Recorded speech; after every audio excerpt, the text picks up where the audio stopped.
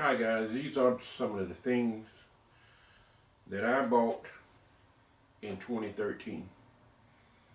So I'm going to try to do this, what I bought in 2013 and somewhat of an archive, see where I'm wasting money, but just to give you guys what kind of money we spend on, what we spend on different items.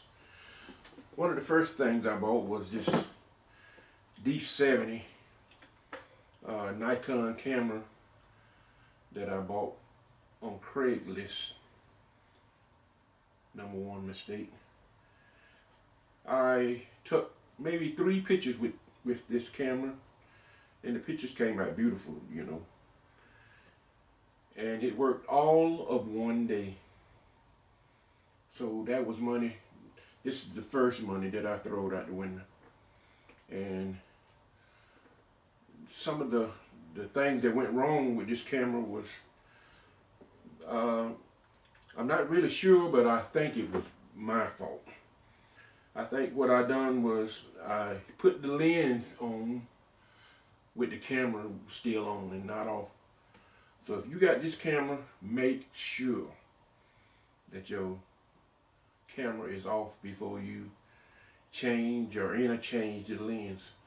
That thing would never come back on, and that was money thrown out the window. I had regular cameras. I call myself getting into DSLR, and this was the cheapest thing I could find. The only good thing about it that it came with a better lens than the lens kit. And this particular kind of camera made me buy this particular brand of camera because of that lens. I really wanted a Sony, but since I had a great lens that it came with this, that's the only thing that kind of saved me on the price that I paid for this thing. And it really was not that good of a camera at this particular stage because it was only a 6.1 megapixel. But for a 6.1 megapixel camera, this camera really took some good pictures for the 3 that I seen, you know, 3 pictures. And it didn't have video, so that was another thing. But for entry level, I was trying something, you know, had a little money, and they had it cheap. But, you know, on Craigslist and anywhere else that you buy anything used, you better check it out thoroughly, which I thought I did. It came on and it took a picture. So I wasted the money there. This is one of the things I bought in 2013. It's a regrettable buy. This is another thing I bought in 2013. It's the Lesis inspired Windows 8 notebook. The reason I bought this particular notebook, as you can see, I got all these computers behind me, and it was for YouTube and you guys. I was having problems processing my video, and it seemed to take forever. And I looked to see what kind of computer would process video for the least amount of money. Guys, I had a $1,000 budget to buy this computer, and I spent just about every penny of it to get what I could get out of this. Now, what I did get out of this computer was a 12 gigabyte memory, 1 trig hard drive, and it had a GeForce graphic card that had 2 gigs on it. I got this at Sam's for right at $900, I guess, when I walked out the door with taxes, 9 something. But I've been very pleased with this computer. The only thing that I don't like about this computer, even though I got 12 megabytes of memory in it, for curiosity, I went on the back of it and I took the back cover off. And the back cover, I couldn't see where there was a place to upgrade the memory from if I wanted to upgrade. You know, I was thinking that I'll get this 12 and then I'll wrap it up to 32. I'm sure there's a way that you got to go in there about like a iMac, any of those built-in computers. You got to go all the way up to the front screen. And now this one got the built-in battery. I didn't like that either. But it seemed to have pretty good battery life. I charged this thing really good the first day to give it a good true seeing of what the battery done. And true enough, this battery lasted me about 10 hours before it went dead. I almost couldn't run it down that whole day because it lasted just that long. Another thing I don't like about it, it don't have enough USB ports. It has 3 of them, and it has a HDMI port. And I like that particular thing about it. I like the HDMI port and a very fast graphics. It seems like the more I use this computer, the faster it's getting, which is unusual. And after I updated it to the Windows 8.1, it really came alive. It really came to life. I'm assuming Windows must be updating it in the background according to what I'm doing. Because it seems like the more I use this graphic card, the more I process it, the more it looks like it's giving that resource to that process. Because every video I do, it seems to get faster and faster. But my old computer, it would get slower and slower. So I'm sure they must have something new in Windows 8.1 that's doing that. So this is a great buy that I bought, and I thought I got a good deal on it. I considered the Macs, and they was outrageously priced. So I had to forget about that. That was too much money for the processor power. I had to buy for what I need, not because everybody else got a Mac, which I would like to have a Mac, but it was overpriced out of my budget, so not today. So this is one of the things that I bought as well, 2013. On to the next thing that I bought. I went into Barnes & Noble, and I seen this Nook for $149, and I recall this thing being $200 and something. And I bought the Nook. If I didn't have my iPad and already, this would be my daily driver. This thing works perfectly. The only thing I didn't like about it did not have a front-facing nor a rear-facing camera. You know, but if I wanted to do that, I can use my phone. But everything else, I bought this Nook HD. The screen is brilliant. The speed is phenomenal. Got the 1.5 processor in it. $149. This is one of the items I bought in 2013. Value item that I bought. A great tablet, lightweight. I recommend this Nook to anyone, and especially people that got little kids and you don't want them playing with your iPad. This thing here, my grandkids, they love it. Every time they come over, the first thing they want to do, Papa, can I play with your Nook? So, because they know I won't let them play with that iPad, and this is one of the reasons I bought this. I bought it for them to play with, but this thing came out better than I expected. I find myself playing with it a lot.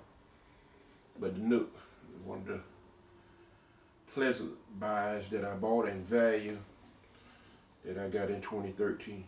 So that might be one of the things you want to put on your list, especially now. I heard that they're not making them anymore. Barnes & Noble going to make someone else make this Nook, and you know it's going back up. So if you want to get this Nook, you better get it now. It's going to be too late, and then you're going to be sorry. $149. When this thing come out, it was $249. So you're saving at least $100 on it, and it's a great product. I'd highly recommend it, especially now that they got it open that you can go into the App Store on Google. So, you know, I didn't buy anything Barnes & Noble because it had that specialized, you had to go to Barnes & Noble and buy, and they had limited apps. But now that they open it up to the Windows Store, they open it up to the Amazon Store, so you can just about get any app you desire. I matched up every app that I had on my iPad, and I put it on this Nook. Plus, I had all those books and everything else that I wanted to read or look at, I could store. But the Nook have a place for a 32 gigabyte card that I bought from Big Lots in 2013 for $24. And I stuck that 24-bit card in there, and it gave me more space than I could ever use. on this Nook. And here's another thing that I bought. Here is a Canon PowerShot A2300 that I bought. It's a 16 megapixel camera. This little camera was pretty good, you know, for what it was. But the 16 megapixel Sony was the one that I bought in 2012 that was better than this because it had a 1080p video. This only have a 720 video, which video was on this is so not even worth YouTubing to me because I like quality video. But the camera part of this camera is awesome. I stick this little camera in my pocket, and when I find some shots that I want to do, or any kind of little, you know how you have something you say you wish you had your camera, and you know I don't use my cell phone to take pictures, so I have my camera available. You know, you never know what you might get. So this is my daily driver. I take this camera just about everywhere I go. At least I did. You know, I had good camera, you know, but I recommend the Sony better though, because I had that and let a friend put it in his hands and he dropped it, broke it, and then it was one thing after the other. After that I taped it up and it worked for a while, and it was downhill after that. But that Sony took way better pictures and better video. But this I bought from Goodwill.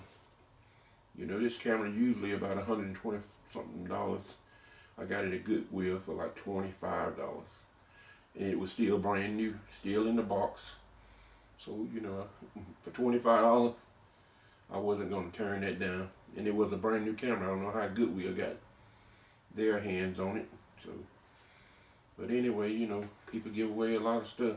I've given a lot to Goodwill myself, but this camera was a great buy for the $25, and it's been a good camera. I recommend this camera. You know, it's a great camera to put in your pocket. It's a rugged little booger. I done dropped it 100 times probably, and it's still holding up.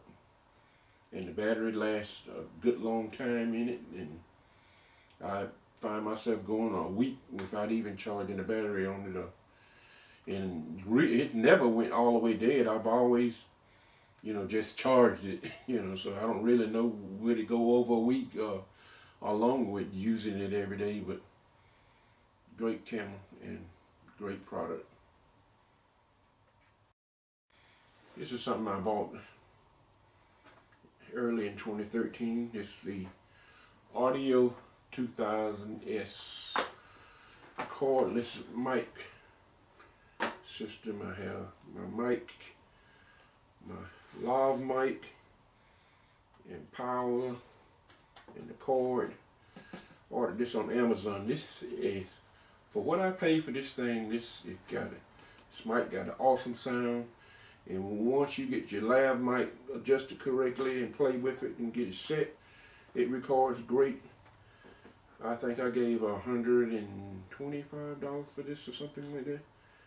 The Audio 2000, great mic that I bought in 2013. Some of the things, and it's helped a lot. I've used it daily, used it at church.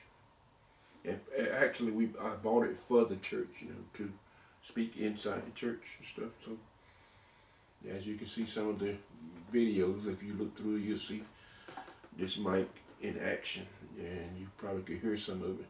The difference of what we sounded like before we got this mic. It made a world of difference in our audio, in our videos. So buy that. I highly recommend it for the money. Don't waste your money on all them expensive mics, because this just as good. Just as good for sound quality. Alright, yes, one of the most expensive that we spent in 2013 was this D3200 Nikon, which is a the latest model in the Nikon entry-level camera. And since I'm new to DSLR and this has a video, so far I've been very pleased with this camera. I feel like I got my money's worth for what it does. You know, I picked this camera because I had lenses already for it, but I was pleasantly pleased at how great this camera can do once you get it set up correctly, once you learn what settings it is. I have some examples of some of this, of what this camera can do online. If you could see what's a Nikon D3200 on some of my previous videos, you'll see. But this camera is awesome entry-level camera. You know, it's not no professional camera. It's made for people who, like me, who going over from a point and shoot to a DSLR. I had a great video camera, but I wanted a DSLR video camera, and for it would take great pictures and do that. I bought this camera basically because it had a 24.2 megapixel sensor in it, and I've heard that sensor is made by Sony, and I basically wanted a Sony camera, so if this got a Sony sensor in it, the video should be awesome, and which it was. I was blown away by the video, how clear it was, how I could set it in manual or automatic, how I could focus wide with videoing. All of these features for an entry-level camera. The D3200, it really stepped it up for an entry-level camera. The 3100 would never do all of that for nothing in this world, and that's one of the reasons I would never buy that 3100. You know, I'm always researching, going to Amazon to see what kind of ratings something has before I buy it, and try to make myself an informed decision. If I'm going to spend over $100, I'm going to find out what everybody else has to say about something. And I hope this video is helping somebody else about some purchases that they want to do or they want to buy. And, you know, may save them some money, or may say, that's for me, or may say, no, that's not for me. But this D3200 is a great camera, a great camera. The D5200 is better because it has the swivel out, you know, viewfinder, and if you shooting low, you can't see the camera. But I made something that where I could see it at a 90 degrees angle by putting a dollar mirror on the bottom of it, bending it at a 45-degree angle, and bolting it onto the mount, and that worked perfectly for me. You know, when I want to shoot low. I'm not saying it's the professional looking stuff, but it gets the job done. So this Nikon 35, and you know, I wasn't really considering a Nikon, but I'm growing on this brand name. You know, I had all of the Nikon 35mm Pentax and all that back in the day before digital camera came. I had done wedding videos and all of that. But now that the digital world, you know, everybody's going to that, you know, it's definitely a lot cheaper to process. So I'm buying this camera as entry level to get better at one of my craft. I want to go back into the wedding video, but I want to use this camera to practice on it.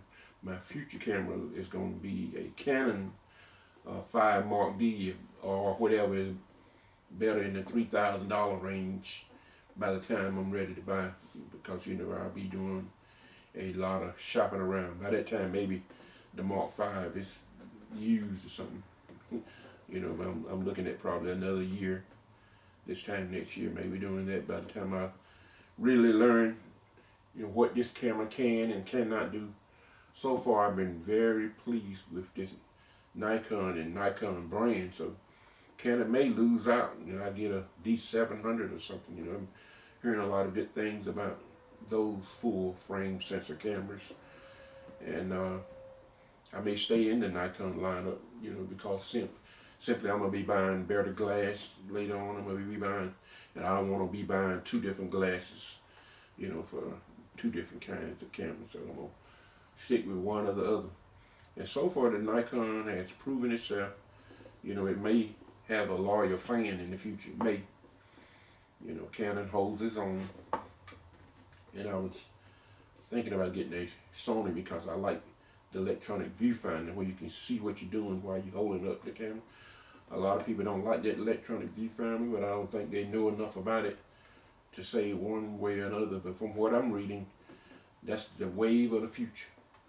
That's the wave of the future, is the electronic viewfinder. So, because you can see what you're adjusting, the viewfinder adjusts as well as you're taking the pictures, and that's what you want to see before you snap and waste time, you know, making an adjustment, looking at the screen 2 seconds later. You know, that can make the difference of getting a shot or not while you sitting there looking, something else happening, and you miss the shot because you're looking at the screen. So I think the electronic viewfinder is going to be the wave of the future. And the mirrorless, that's going to be the wave of the future as well, you know. People, you know, I don't like all that clicking, ticking, and all that kind of stuff that's unnecessary for a digital camera. You know, especially, you know, so I try to get this thing as quiet as I can, especially when I'm doing video. But the Nikon DG3200 is a recommended buy for an entry-level photographer. If you're coming from a point and shoot like I was, going to digital, you know, I know a little bit about the old cameras. You know, I took wedding photography with that, and that helped me with a lot of this on this digital, but I still have a lot to learn. And I appreciate YouTube teaching me a lot, you know, on digital cameras, and I hope this video will help somebody else learn a little more, and we all learn together. So thank you for watching. Another thing I bought in 2013, I bought this Sony 24.1 megapixel. It's a HDR-PJ 710. Great camera, 17 zoom, a floating thing, so when you're walking, it stabilizes. Awesome camera. I bought it from Best Buy. It was a open box, and I'm always looking for open box because you can get some deals. I got it for $6.99, which this camera sold for, I think, $9.99 to $1,100 at the time. So I bought the camera and been very pleased with it. But I went on Amazon the other day to see, you know, what everybody was saying about this camera. Come to find out that the price of this camera has went up to about $1,500. They really jumped the price on it. So they must have realized how great it was, how good it was, now that everybody gotten used to the floating lens here, that shaking around, making a little noise until it comes on. You know, you just need to read up on that. And I love how this has the projector that can project on the wall. I had this thing Thanksgiving, with video and Thanksgiving, then all of a sudden it came on the wall and they was amazed. Had such a great time, you know, looking at everybody, looking at the pictures immediately on the wall. That was just a thrill to see their faces, seeing this video on the wall and the pictures that we took. And this thing has an awesome camera mode, and it's got a 24.1 camera, and the camera takes 99.9% DSLR camera quality pictures. It was an awesome, it does awesome pictures on it. I love this little camera. And you know, the only thing I don't like about it, when you're taking pictures, is a little awkward. But other than that, it's great. It's great. I like the fact that it's got manual focus here, and I like the fact that you can go into the access and change the shutter speed, change the aperture, change the exposure, put it on full manual, and just set it to what you want it to do. Brighten it up, lower it down. Very good in low light. It also it can see in the dark, really, because it has an infrared night vision in it. You turn this thing, the screen turns green, and you can see everything at night.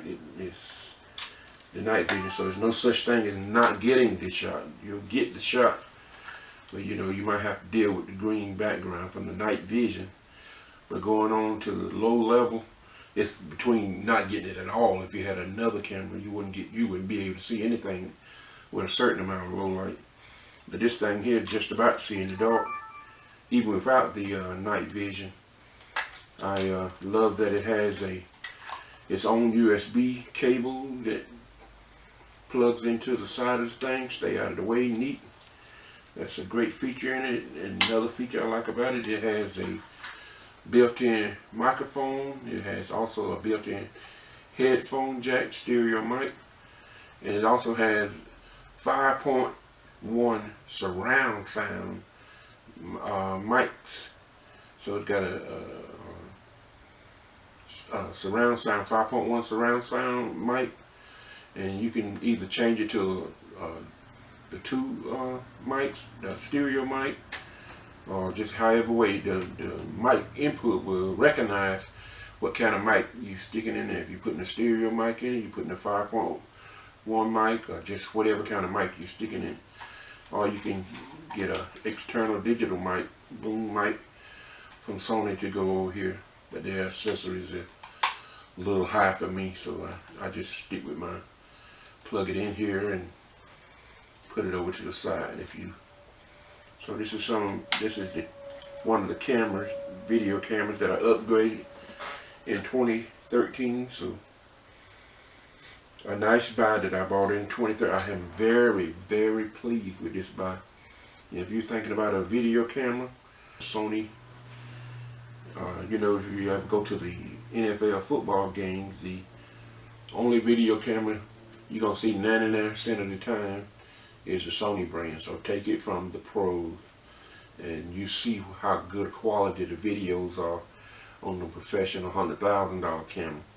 Now this don't compare to that, but for what I'm paying for it and what I'm getting out of this camera, I definitely got my money's worth. And I think that's why Sony went up on all these cameras. Went up, you know, $300 to $400 on it. That's a pretty big jump. You know, usually stuff get old, they go down. But you know, I've never seen a product go up. But it's still worth whatever they got the price on it. I would expect, now that I know about this camera, to pay at least $2,500 for this camera. So if that thing jump up to $2,500, it's well worth it, because the internal mechanisms and the stuff that you can do to it, and the long life that you get out of this little battery. I can get at least 2 hours. After I fully charge this battery, I can video this thing for at least 2 hours. Definitely an hour and 45 minutes, because I use it every Sunday, and this battery, you know, stays alive. Most of the time I plug it up though, but I have went without the power source, and it went the whole service on just that one battery, and that's saying something there. But I do, if you do a lot of shooting now, you know, of course you're going to have to get an extra battery. But this one had done so good, I never even thought about buying another battery. So it's done great for me, for what I needed it for. The Sony Handycam camera, this great steady shot camera. Steady your shot from the viewfinder here, and just find out, you know, it floats. Let me see if I can get that to do that. You see how it moves with me? I'm not sure if I'm getting that. I'm doing this on this DSLR and can't see.